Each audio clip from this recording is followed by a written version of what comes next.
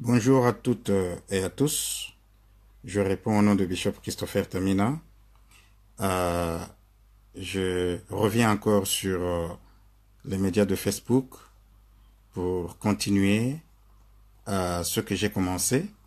La fois passée, j'ai posté une vidéo dans laquelle j'ai abordé le thème de Nicodème. J'ai expliqué que la motivation avait été de rectifier certaines erreurs de conception, de perspective liées à l'interprétation du récit de Nicodème et Jésus. De quelle manière ils se sont rencontrés et ce qu'ils se sont dit. Et ce récit a fait l'objet d'une interprétation particulière, c'est-à-dire que une interprétation en dehors du contexte, qui s'écarte de l'esprit du texte et de la réalité. Ce texte a été utilisé par plusieurs pour excuser l'ignorance et le manque d'éducation et encourager la paresse intellectuelle, encourager l'exercice du ministère sans formation, parce qu'ils sont partis du fondement que Nicodème était un théologien, mais qui n'avait pas de révélation, qui ne connaissait pas les Écritures et qui n'était pas assez spirituel pour comprendre le message de Jésus.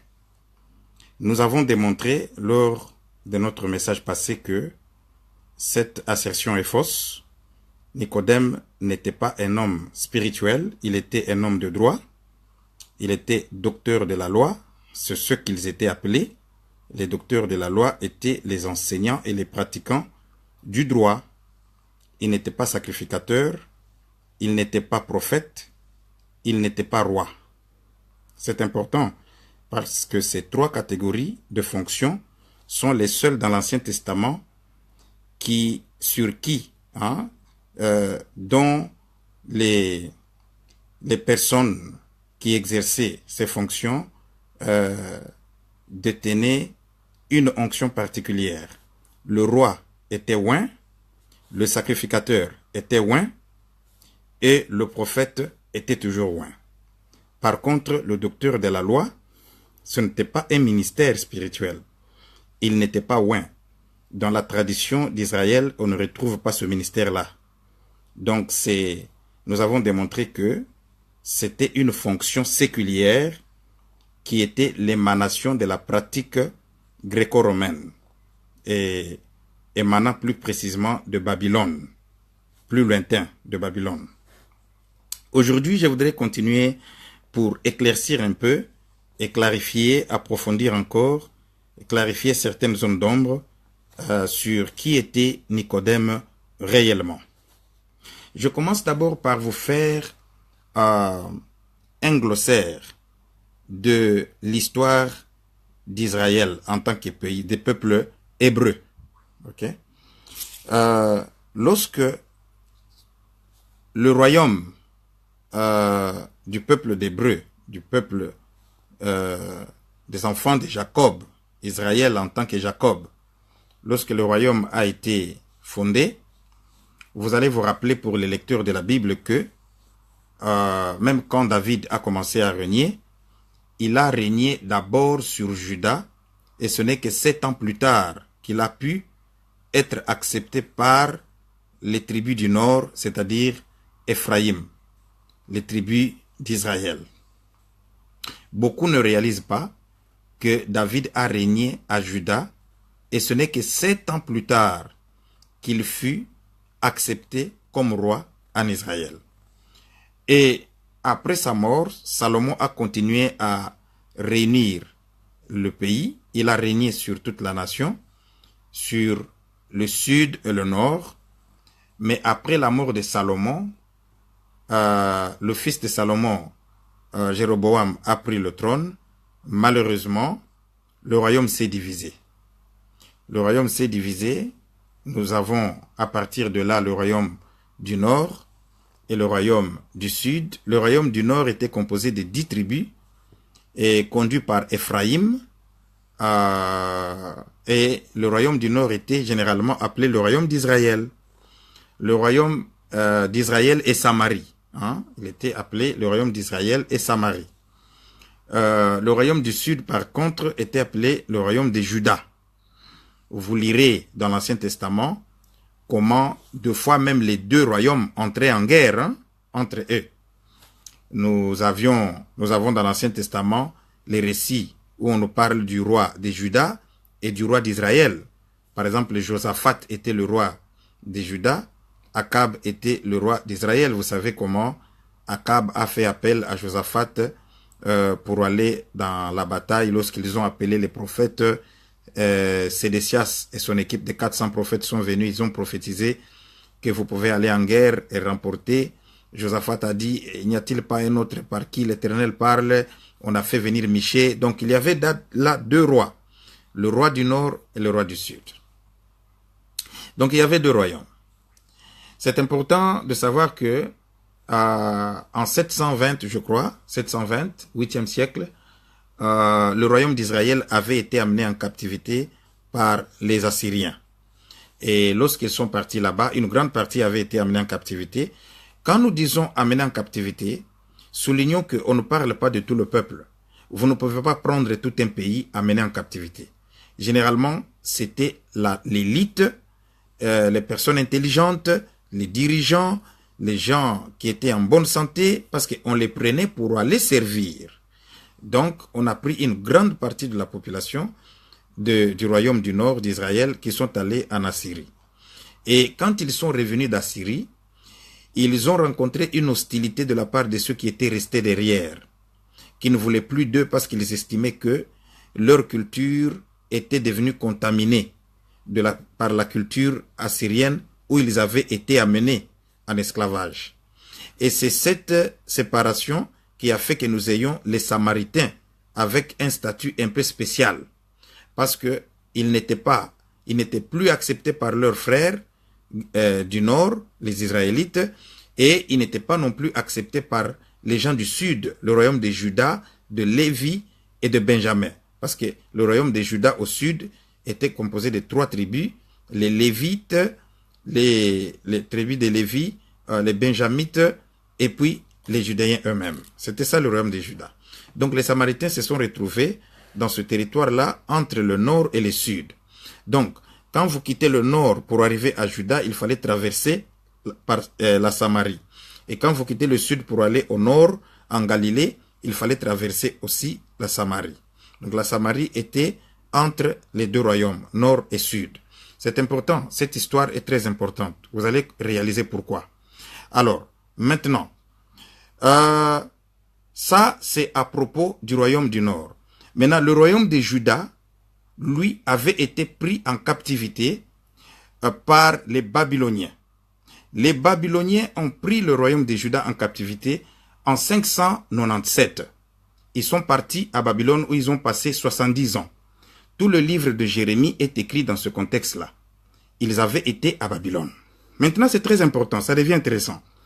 C'est en étant à Babylone, j'ai mentionné ça dans ma vidéo passée, c'est en étant à Babylone que le roi de Babylone a donné permission, en fait il a ordonné, pas donné permission, les deux, il les a permis de se réunir parce que là-bas il n'y avait pas de temple, ils devaient prier. Alors il les a permis de se réunir dans des endroits pour prier, pour lire la Torah, et puis pour prier.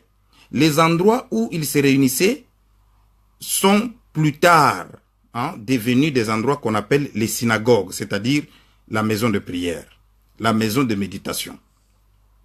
Et il les a permis aussi, il a désigné 72 Hébreux, 72 Juifs. C'est important ici, quand je parle de Juifs, je parle des gens issus du royaume de Juda. Parce qu'aujourd'hui, quand nous parlons juifs, nous confondons, nous pensons que dans la Bible, le mot juif s'appliquait à tout le monde qui était de la descendance de Jacob. Non. Dans la Bible, au temps de Jésus, tout comme dans l'Ancien Testament, quand on disait juif, on parlait de la descendance des Judéens, c'est-à-dire ceux qui sont issus des Judas, et avec les Benjamites ainsi que les Lévites, c'est-à-dire le royaume du sud. Et quand on disait les Galiléens ou les Israélites, c'était le royaume du nord. Cette distinction est très très importante parce que les lecteurs de la Bible aujourd'hui, quand ils disent juifs, ils pensent que le terme s'appliquait à tous les descendants de Jacob. Non.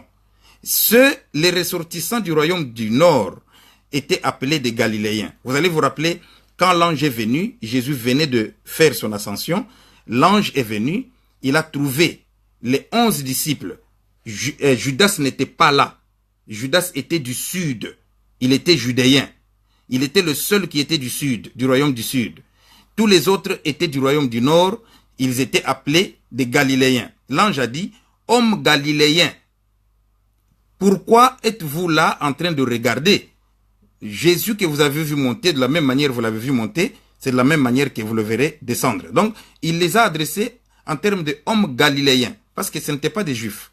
Vous allez comprendre maintenant le contexte quand Pierre dit dans son discours vibrant, lors de l'ascension du Saint-Esprit, quand il dit « Vous les Juifs, vous l'avez crucifié par vos mains impures ». Il parle des Juifs du Sud, parce que Jésus a fait son ministère, a rempli son ministère au nord en Galilée. C'est quand il est descendu au Sud qu'on l'a tué. Vous allez vous rappeler dans Jean chapitre 7, ses frères lui ont dit « Nul ne peut faire les choses que tu fais et puis rester au même endroit.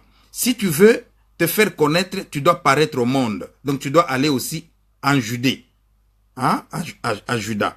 Donc c'est quand il est descendu à Juda qu'on l'a effectivement arrêté parce que Juda était le centre politique, social, économique du gouvernement.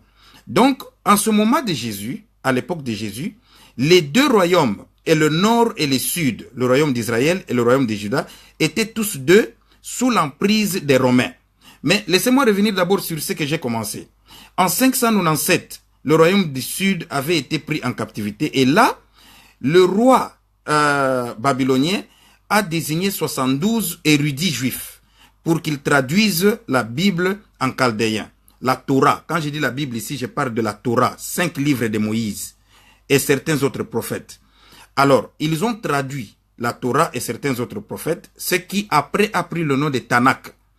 Alors, quand ils ont traduit, ils ont commencé à commenter sur l'application et l'extension de cette loi de Torah.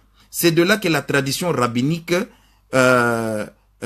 babylonienne est née.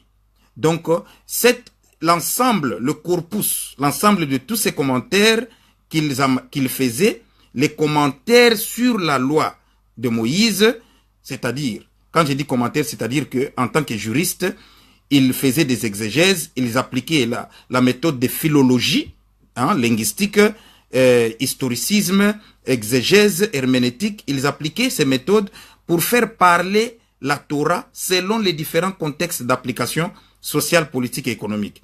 Alors cela a donné naissance à des nouvelles choses qu'on appelle, à des commentaires qu'on appelle Talmud, le Talmud rabbinique. L'ensemble de tous les commentaires par différents érudits intellectuels juifs. On appelle ça Talmud. Et ce Talmud est composé de deux parties, des Midrash et des Mishnah. Alors, maintenant, cette tradition rabbinique qui a commencé à Babylone, cette tradition est devenue tellement importante que même quand Alexandre le Grand, parce que après les Babyloniens, il y a eu les Perses qui sont venus et qui ont l'empire babylonien est tombé entre les mains des Perses. Et c'est Cyrus, l'empereur de Perse, qui a donné la permission aux Juifs de rentrer chez eux, d'aller rebâtir le temple. Et ils sont allés, ils ont commencé à rebâtir le temple. Le temple avait été rebâti en 515. Vous connaissez l'histoire de Néhémie sous Ezra. Donc ils ont rebâti le temple. Alors on appelle ça Second Temple, donc deuxième temple. Alors maintenant, quand Alexandre est venu, Alexandre le Grand, le grec, est venu en 323, lui aussi il a conquis les Perses. Il a encore pris maintenant le territoire de Palestine, c'est-à-dire des Juifs, sous sa tutelle, sous son emprise.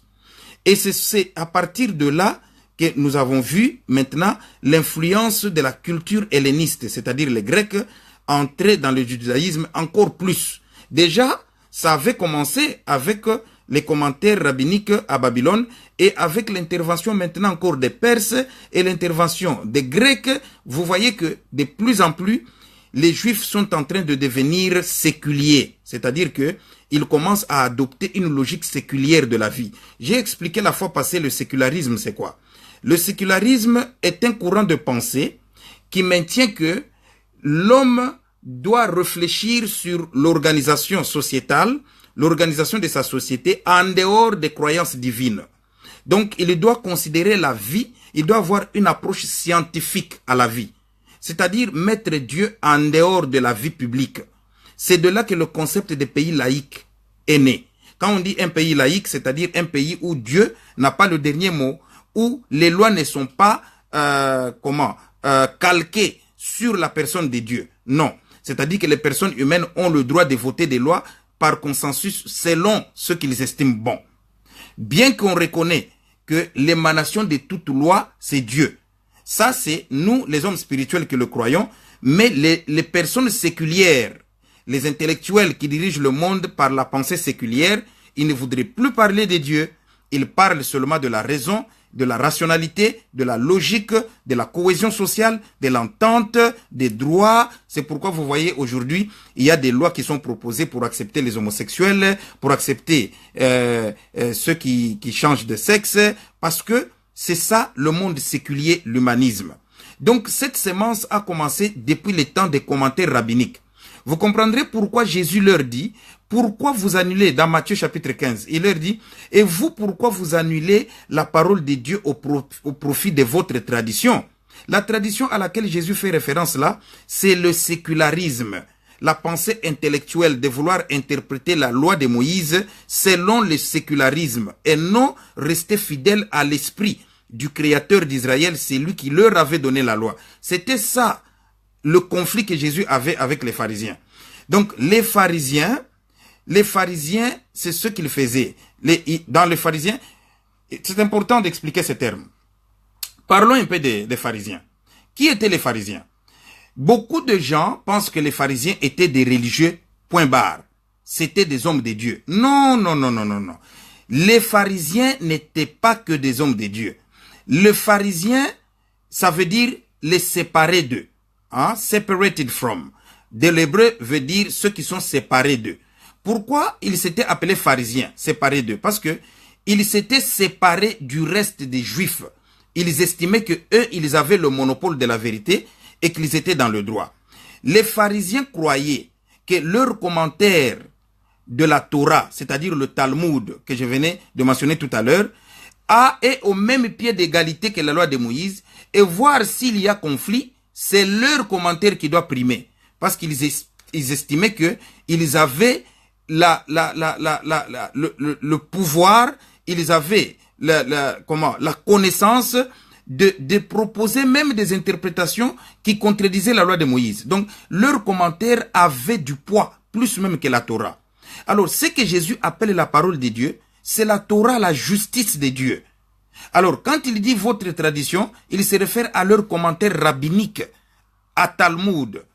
Tu vois? Alors, les pharisiens étaient un amalgame. Ce n'était pas un corps monolithique, non. C'était un corps hétéroclite, composé de plusieurs personnes. C'était un parti politique. C'était un parti. Ça, c'est très important. Le pharisien, ce n'était pas un groupe de religieux, non. C'était d'abord un parti politique. Mais comme la caractéristique des sociétés anciennes était que les religions primaient beaucoup, la pensée religieuse était très prononcée et que la pensée séculière était encore en formation. Donc, l'influence de la religion était telle que les pharisiens, dans le parti politique des pharisiens, ils ne pouvaient pas se passer de la religion, c'était impossible.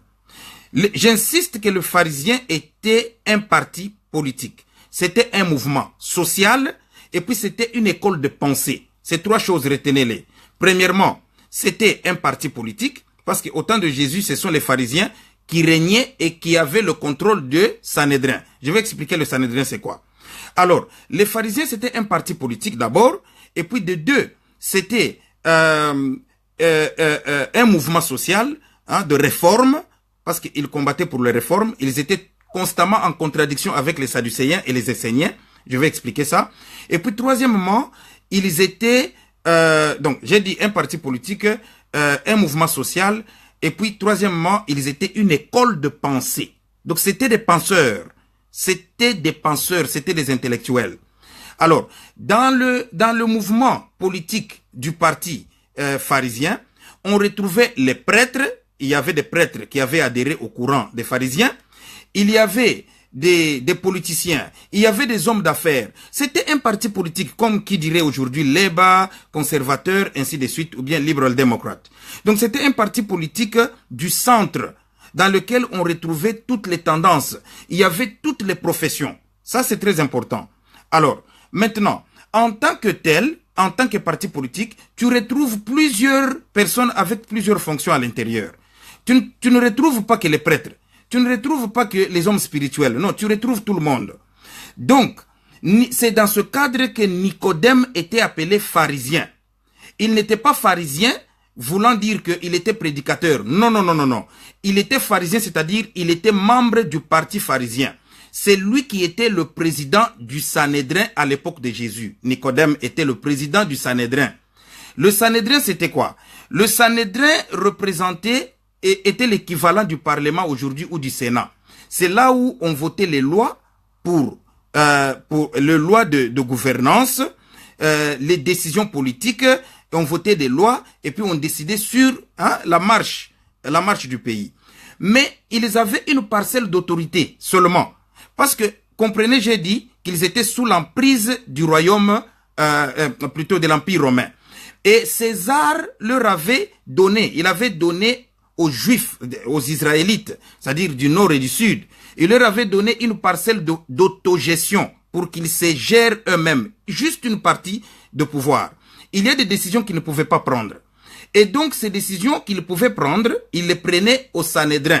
C'était comme un parlement où ils prenaient des décisions. Et Nicodème était le président à l'époque de Jésus, il était le président du Sanhédrin. Un deuxième rôle du Sanhédrin, à part voter les lois, décider sur la marche de gestion publique, à part cela, le Sanhédrin jouait un autre rôle. Le Sanhédrin était la Cour suprême de justice.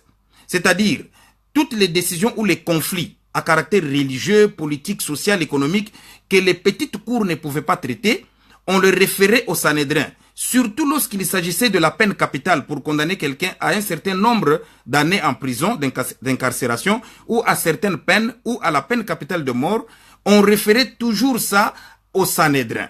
Donc, comprenez que Nicodème jouait un double rôle. Il était à la fois président du Parlement et à la fois procureur général. Parce que le Sanhédrin pouvait poursuivre quelqu'un, le juger et le condamner. Vous voyez? Alors, vous allez comprendre maintenant que c'est dans ce contexte, j'insiste vraiment que les pharisiens, c'était un parti hétéroclite où on retrouvait plusieurs personnes selon différentes tendances de couches sociales. Il y avait des prêtres, il y avait des juristes comme Nicodème, qui était un homme de droit, il y avait un pratiquant de droit, il y avait plusieurs, il était pharisien, mais il n'était pas prêtre, il était pratiquant de droit, il était président du Sanhédrin et il était le procureur général. Dans le Sanhédrin, il y avait les Sadducéens aussi. Il n'y avait pas que le parti pharisien. Il y avait les pharisiens. Le parti pharisien, c'était le parti qui régnait, qui gouvernait. Mais il y avait les Sadducéens. Les Sadducéens étaient le parti des riches, vraiment l'élite. C'était comme les conservateurs aujourd'hui. Ils étaient plus proches de l'élite. Ils étaient très très riches. Ça, c'était les Sadducéens. Bon, maintenant, les pharisiens, eux, ils étaient comme au centre. C'était un parti centriste, comme on dirait aujourd'hui les Liberal Democrats. Ils étaient ni extrême droit, ni extrême gauche, ils étaient au milieu.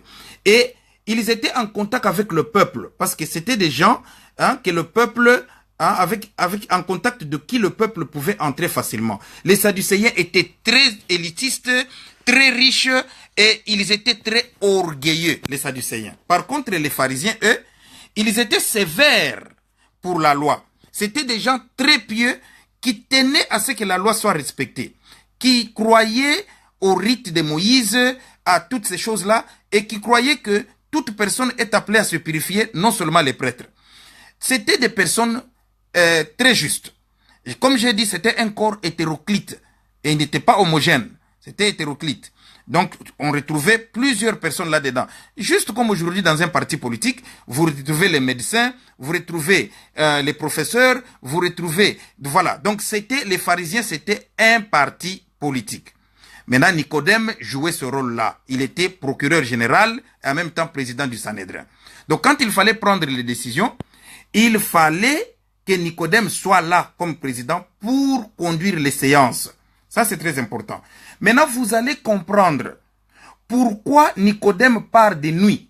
Parce que j'ai voulu continuer cette vidéo pour clarifier beaucoup de choses. On nous a proposé des interprétations comme quoi Nicodème serait parti la nuit parce que il avait honte. Alors, il est allé en secret pour apprendre les choses de Dieu, de Jésus. Il est allé en secret. Alors, on fait allusion aux pasteurs et aux théologiens qui ont étudié beaucoup, qui n'ont pas le Saint-Esprit, qui doivent aller en secret pour apprendre de Jésus, qui doivent mettre leur orgueil à côté. Ça, c'est une interprétation vraiment particulière par des gens qui n'aiment pas les études, qui n'ont pas étudié, qui ne se sont pas fait former, alors qui estiment qu'ils doivent décourager les autres. Si tu es pasteur et que tu ne t'es pas fait former, ce n'est pas un problème. On ne te condamne pas pour ça parce que c'est Dieu qui appelle ses serviteurs. Mais ne tombe pas dans le piège de commencer à décourager les gens pour étudier. D'ailleurs, si tu as des enfants toi-même et que toi-même tu n'as pas été à l'école de théologie, si tu es un bon pasteur, tu vas encourager tes enfants que tu formes à aller faire les études. Qui est ce parent qui dira à son fils, parce que moi je n'ai pas été à l'école, je suis un mécanicien bricoleur, alors toi non plus ne pars à l'école, apprends seulement auprès de moi, contente-toi de ce que tu as. C'est faux. Un bon parent dira à son fils, ah mon fils, moi j'ai fait le bricolage, j'étais très bon, mais si j'avais eu la grâce d'aller à l'école, j'aurais été meilleur. Donc, je vais te payer les frais, que tu ailles faire ça de manière professionnelle, que tu combles les vides et les lacunes que moi j'ai peut-être connues. C'est ça un parent responsable. Donc, un pasteur responsable ne peut pas empêcher aux gens ou dénigrer la formation. Nous ne parlons pas ici des personnes qui ne sont pas appelées, qui vont faire la formation théologique. Ça, c'est faux. Aller faire une formation sans appel, c'est un poison. Mais je dis aussi que faire le ministère sans être formé, c'est le suicide. Vous comprenez? Donc, il faut les deux. Parce que les gens trouvent une excuse pour dire, ah, il y a des théologiens qui n'ont pas le Saint-Esprit qui font ceci. Mais tu ne peux pas prendre ces gens-là en modèle, parce qu'ils ne sont pas appelés. Nous parlons de ceux qui sont appelés. Si tu as l'appel, mais alors va faire la formation. Il ne faut pas prendre en modèle ceux qui n'ont pas d'appel, qui sont allés faire la formation et qui vivent une vie de débauche, qui ne croient pas en Dieu. Tu les prends en modèle, mais toi tu es appelé, tu n'es pas comme eux. Comme toi tu es déjà appelé, toi va faire la formation. La formation va te servir, plus que. Vous voyez? Donc, ça c'est très important. Alors, Nicodème est allé de nuit. Pourquoi? Quand vous lisez le passage de Jean, vous comprendrez que le complot avait déjà été enclenché. Il est dit dans le livre de Jean au chapitre 1, quand Jean commence, il dit, la lumière a lui dans les ténèbres, mais les ténèbres ne l'ont point reçu. Le verbe reçu là vient du verbe grec qui veut dire retenir. La pensée de Jean était de dire que la lumière a lui dans les ténèbres, mais les ténèbres n'ont pas pu maîtriser ou remporter sur la lumière. Recevoir là dont il est question, c'était au sens de maîtriser. Les ténèbres n'ont pas pu maîtriser la lumière, les ténèbres n'ont pas pu remporter sur la lumière. Vous comprenez? Jésus-Christ est venu, il a lui dans les ténèbres, il a remporté sur les ténèbres. Donc déjà, il nous montre que il y avait un complot. C'est ainsi qu'au chapitre 3, il nous parle de Nicodème qui vient auprès de Jésus. Nicodème est venu auprès de Jésus de nuit. Pourquoi? Parce que Nicodème était, comme j'ai dit, président du Sanhédrin, un président du Parlement, et en même temps, il était procureur général. Donc, quand ils ont concocté leur plan d'arrêter Jésus, Nicodème savait, parce que c'est lui qui présidait toutes ces réunions. Il présidait les réunions des Sadducéens et de tous les autres politiciens qui étaient là au Sanhédrin et toutes les couches, les tendances sociales. Donc, il savait déjà que un complot avait été mis en place pour arrêter notre Seigneur. Et lui, en tant que le procureur général, parce que c'est le procureur général qui doit traduire la personne, qui doit amener la personne devant le tribunal. C'est le procureur général. Lui étant un homme de droit et étant un homme juste. Beaucoup de gens ne savent pas que Nicodème était un homme juste. On l'a présenté comme un aventurier, comme quelqu'un qui ne connaissait pas les choses. C'est faux. Ça, c'est un évangile de comparaison, de rivalité. Nous transposons un passage de l'écriture qui est très riche.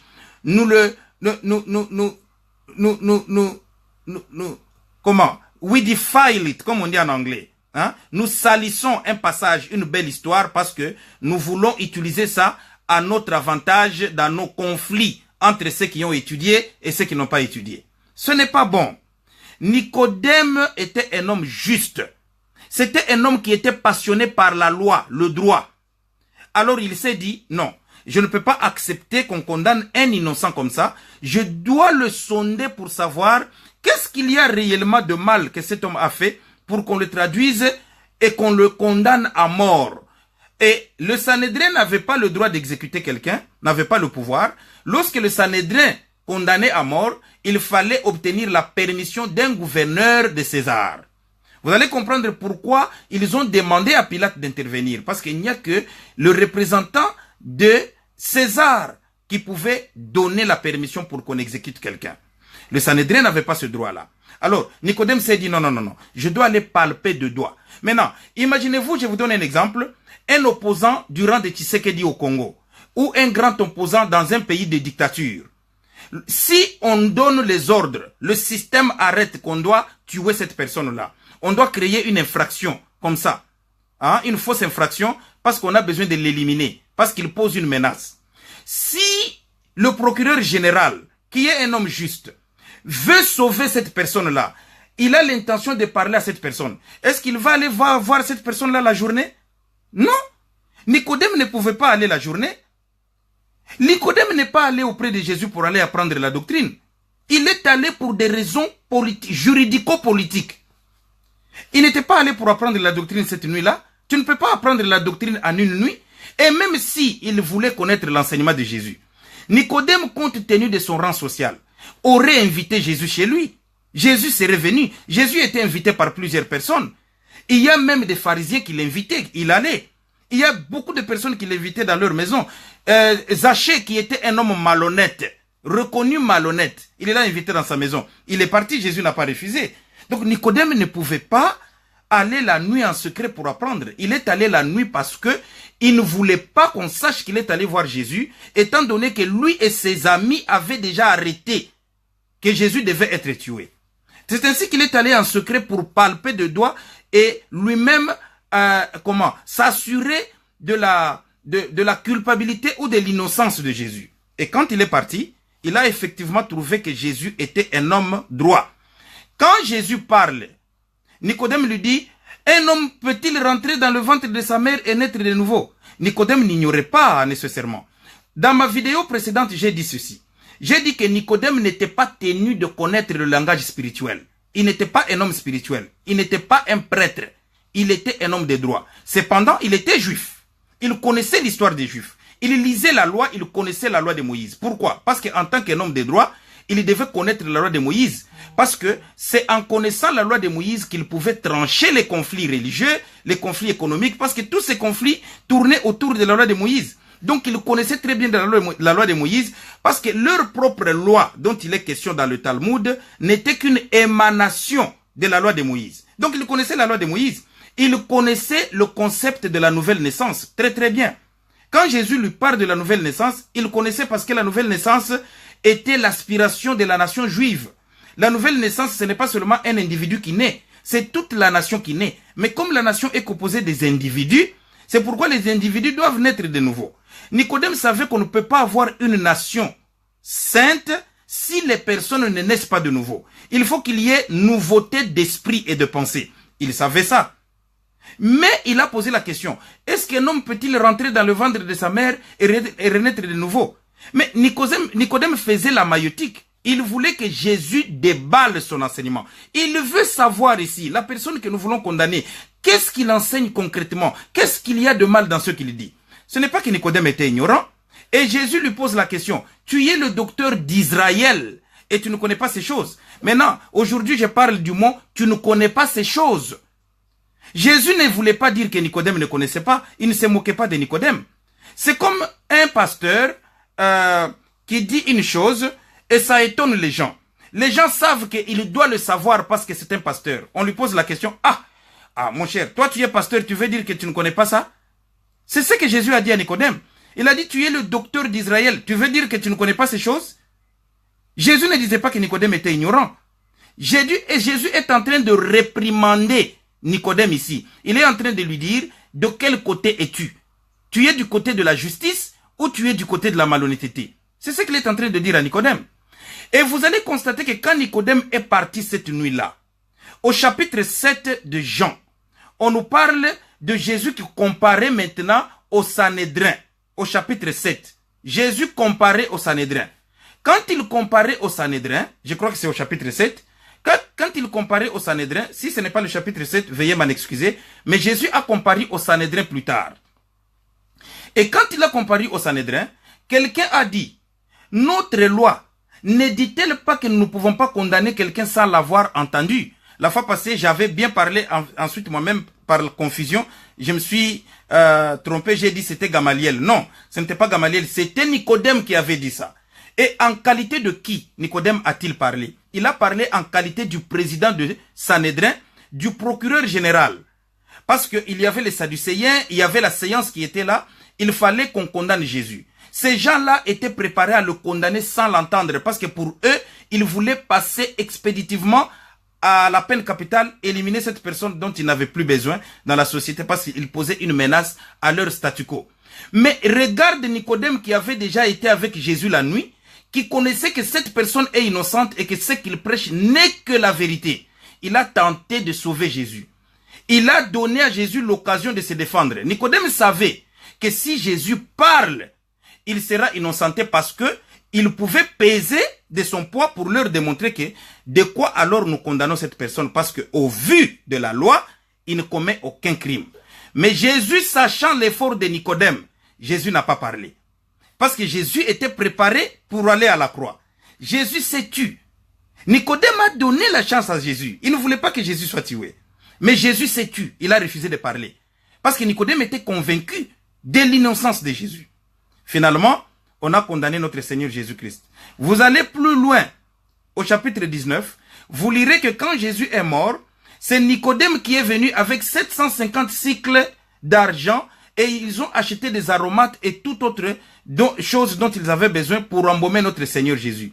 Et Nicodème a participé dans l'enterrement, lui et Joseph d'Arimathée. Joseph d'Arimathée était aussi un disciple de Jésus en secret. Il était aussi pharisien.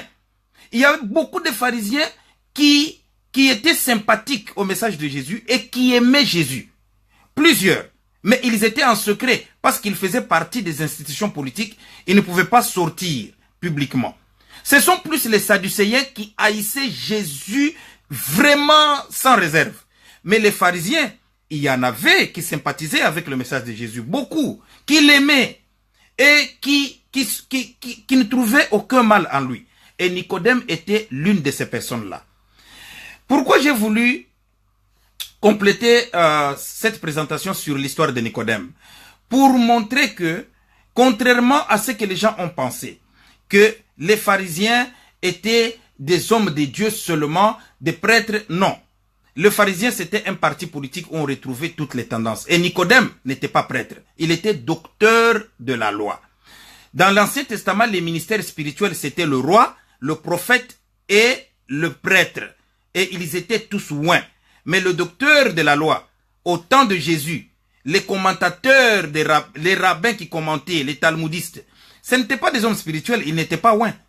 Vous comprenez? C'était des hommes intellectuels qui pratiquaient la loi de manière séculière. C'était le début de la sémence du sécularisme, de la pensée séculière, c'est-à-dire l'humanisme.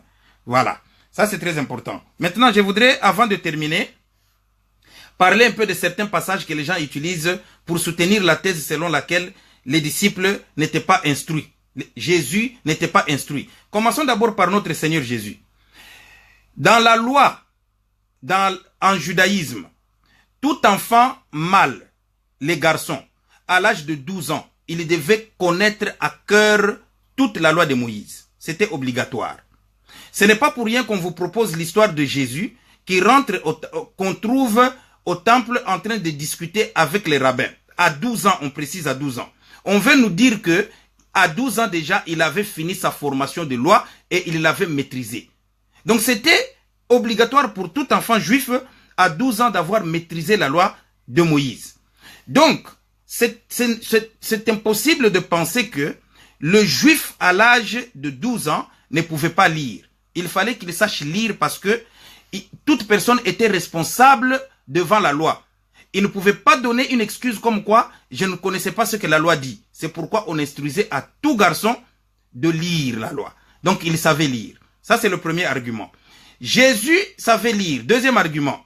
Il est allé le jour de prière à la synagogue. On lui a remis le livre. La Bible dit qu'il ouvrit à l'endroit où il est écrit « L'Esprit du Seigneur est sur moi, car le Seigneur m'a oint ». Il a lu. Donc Jésus savait lire. Vous comprenez? Déjà à cette époque-là, Jésus savait lire. Non seulement Jésus savait lire, mais Jésus pouvait savoir où se trouve le livre de Moïse dans le rouleau. Ce n'était pas facile. Donc il était familier avec les prophètes. Ça c'est Jésus. Donc la thèse selon laquelle Jésus n'avait pas étudié est une fausse thèse. Voici l'exhortation que j'ai faite aux bien-aimés qui s'appesantissent sur la théorie c'était des hommes sans instruction. Ne prenez pas les médisances des gens qui médisaient notre Seigneur comme témoignage crédible. Ce n'est pas normal. Ce n'est pas normal qu'un pasteur prenne le témoignage de ceux qui se moquaient de Jésus, qui ont dit qu'il était un enfant bâtard. Mais si vous reconnaissez que leur témoignage est vrai, que Jésus était sans instruction, alors acceptez aussi leur témoignage qu'il était un enfant bâtard. Si vous reconnaissez que les contemporains de Jean et de Pierre les connaissaient mieux que nous, et ils ont dit qu'ils étaient des hommes sans instruction, mais acceptez aussi leur témoignage qui dit que notre Seigneur Jésus était enfant bâtard et qu'il n'était même pas le Messie. Acceptez aussi. Donc vous ne pouvez pas prendre le témoignage des moqueurs, brandir ça comme évidence que ces gens-là étaient des hommes sans instruction. Ça, c'est en parlant de Jésus. Maintenant, parlons des apôtres. Prenons Jean. C'est impossible que Jean n'ait pas étudié. Parce que quand vous lisez l'évangile de Jean, vous voyez que Jean commence, au commencement était la parole. En grec, c'est le mot logos. Logos, c'était une philosophie en Grèce de recherche de la force universelle qui maintient toute l'existence en équilibre. Le philosophe grec et le philosophe romain, ils réfléchissaient pour savoir qu'est-ce qui maintient l'ordre naturel, le cosmos, en équilibre. Qu'est-ce qui fait que les animaux existent, les eaux existent, les planètes existent, tout est en ordre? Qu'est-ce qui maintient les choses en ordre? Qu'est-ce qui fait qu'il y ait de l'ordre? Et comment nous pouvons transposer l'ordre naturel que nous voyons dans la nature, prendre cet ordre-là, incorporer ça, adopter ça dans l'ordre social pour qu'il n'y ait pas de tueries, il n'y ait pas de conflits. C'était ça la problématique de la philosophie gréco-romaine. Et la force là qu'il cherchait, la force qui doit stabiliser la société pour qu'il n'y ait plus de conflits, que nous soyons en ordre comme le cosmos naturel est en ordre. Ils appelaient ça logos. Le mot logos veut dire verbo en latin. Ça veut dire communication, ça veut dire parole, ça veut dire énergie, ça veut dire force. Il y a plusieurs exceptions. Et quand Jean dit, au commencement était logos, il est en train de répondre aux Grecs, aux gens qui pensent qu'ils sont intelligents. Il leur dit, la force, la chose que vous cherchez, qui doit nous stabiliser la société, qui doit faire que nous vivions en paix les uns avec les autres, la force qui maintient le cosmos en équilibre, cette force, cette parole, cette communication, le verbe que vous cherchez, c'est Jésus, la parole faite chair. Jean n'était pas quelqu'un sans instruction. Ça, c'est le premier argument. Le deuxième argument, c'est que quand vous lisez, on vous dit, Jean était, les disciples de Jésus étaient des pécheurs. Jean était pécheur. Mais ne pensez pas qu'on parle ici d'un pécheur qui part avec le hameçon pour pêcher un poisson, hein? Quand Jésus les a appelés au ministère, la Bible dit qu'ils avaient des barques. Il les a trouvés avec leur père. Ils avaient des barques. Ils pêchaient, les disciples. Il les a appelés et ils ont laissé. Et plus tard, ils ont dit à Jésus, nous avons tout laissé. Nous avons laissé tout. Nous t'avons suivi. Qu'est-ce que tu nous donneras en retour? Ne me dites pas qu'il parlait des choses spirituelles. Hein? Parce que les choses spirituelles, c'est Jésus qui les leur a donné. Ce qu'ils ont laissé derrière, ce n'était pas spirituel, c'était matériel. Donc c'était des gens de bonne vie. Ils ont laissé une bonne vie. Ce n'étaient pas des gens de n'importe qui. Quand on dit que Pierre était pêcheur, mais il était un industriel. Ils avaient des barques, ils avaient des travailleurs. C'était des grandes personnes. Ok? Bon, maintenant, prenez Pierre. Il a écrit l'épître de Pierre. Les gens prennent un passage où il dit à la fin de son épître, c'est par la main de mon frère Sylvain que je vous écris ce peu de mots. Ils veulent conclure que Pierre n'avait pas étudié, donc c'est Sylvain qui avait écrit cet épître-là pour lui. Mais ils échouent. Ils manquent de comprendre que dans l'introduction, Pierre adresse sa lettre aux dispersés. Ceux qui sont dispersés à travers. Ils sont dispersés dans toute la région gréco-romaine. Et toutes les régions dont on parle, la Cappadoce, les ceci, ce sont des régions où on parlait le grec. Et lui étant un juif de Galilée, il ne parlait pas le grec. Il était né et grandi en Galilée. Il parlait l'araméen et l'hébreu.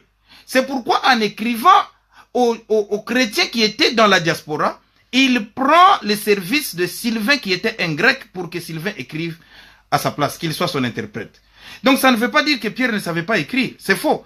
Parce que quand nous voyons le Saint-Esprit descendre le jour de Pentecôte, nous voyons Pierre citer l'Ancien Testament de Genèse jusque dans la loi de Moïse par tous les psaumes et les prophètes. Il connaissait ces passages comment? Alors, il y a des gens qui veulent nous dire que non, c'était seulement l'œuvre du Saint-Esprit. Ah, le Saint-Esprit ne peut pas te donner des passages que tu ne connais pas, mes bien-aimés. Il lisait la Bible, il lisait les prophètes, il connaissait les Écritures. Ok? Ces gens n'étaient pas sans instruction.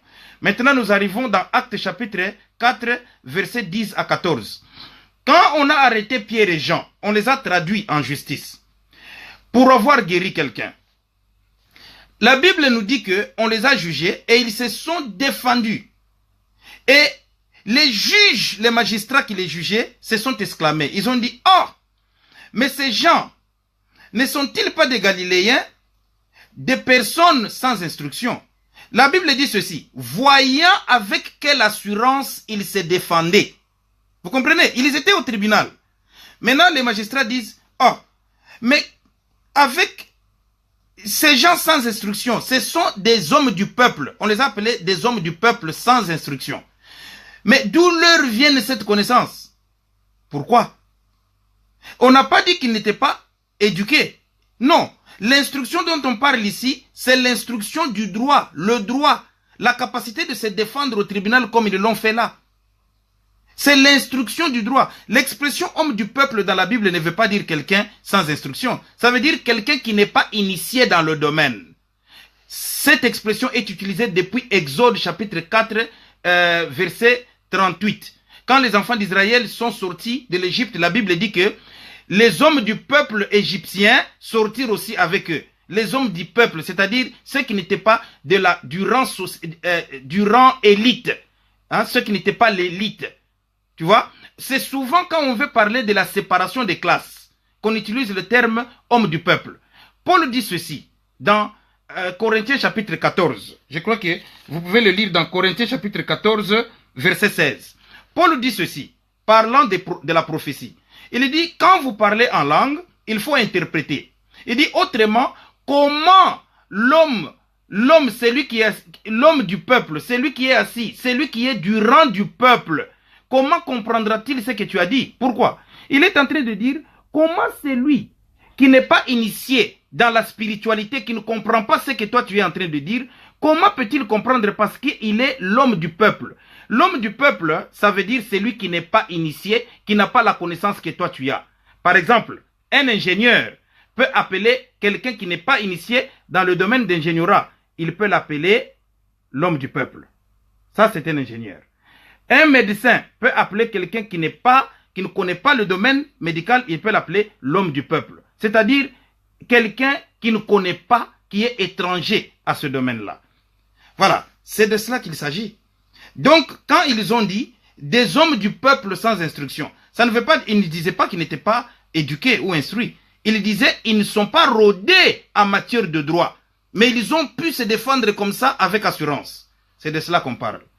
Donc, j'ai conclu cette partie de Nicodème en disant que Nicodème était un homme de droit. Nicodème était un juriste et il était rodé dans la loi. Il n'était pas un homme spirituel, il n'était pas un théologien comme on a dit, mais malgré cela, il était juste et il n'était pas ignorant. Okay? Et c'était un homme de bien qui aimait notre Seigneur et qui a cherché à sauver Jésus parce que lui, il avait son plan en tant qu'humain procureur général pour sauver Jésus, mais Jésus, lui, il avait un plan beaucoup plus grand. Jésus a refusé de se défendre et il a été amené à la croix. C'est ça la contribution que je voulais apporter à ce problème de Nicodème. Je vais poster d'autres vidéos dans l'avenir sur les enseignements chrétiens pour informer le peuple de Dieu. Parce que si Dieu nous donne la connaissance, ce n'est pas pour qu'on garde ça pour nous-mêmes, c'est pour qu'on partage avec son peuple et que les gens mûrissent dans la foi et qu'ils s'écartent des erreurs. Parce que l'ignorance est surmontée par la connaissance et une connaissance erronée est surmontée par une connaissance droitement dispensée. Merci, que le Seigneur vous bénisse. Au revoir. Nous allons prier. Seigneur, merci pour ton peuple, pour toute personne qui a suivi cette présentation. Je prie que tu donnes à tes serviteurs, à tes enfants, l'engouement, l'amour de connaissance, d'apprendre, de te servir, non pas comme des ignorants, mais comme des personnes qui t'aiment, qui examinent les Écritures, comme les chrétiens de Béréé, comme Paul a fait avec ceux qu'il a gagnés à l'école de Tyrannus. Il les a formés pendant 2 ans durant et avant de les lancer dans le ministère. Seigneur, donne-nous le courage de réfuter les contradictions des gens qui veulent niveler ton église et ton peuple vers le bas. Au nom de Jésus, nous avons prié. Amen. Que Dieu vous bénisse. Au revoir.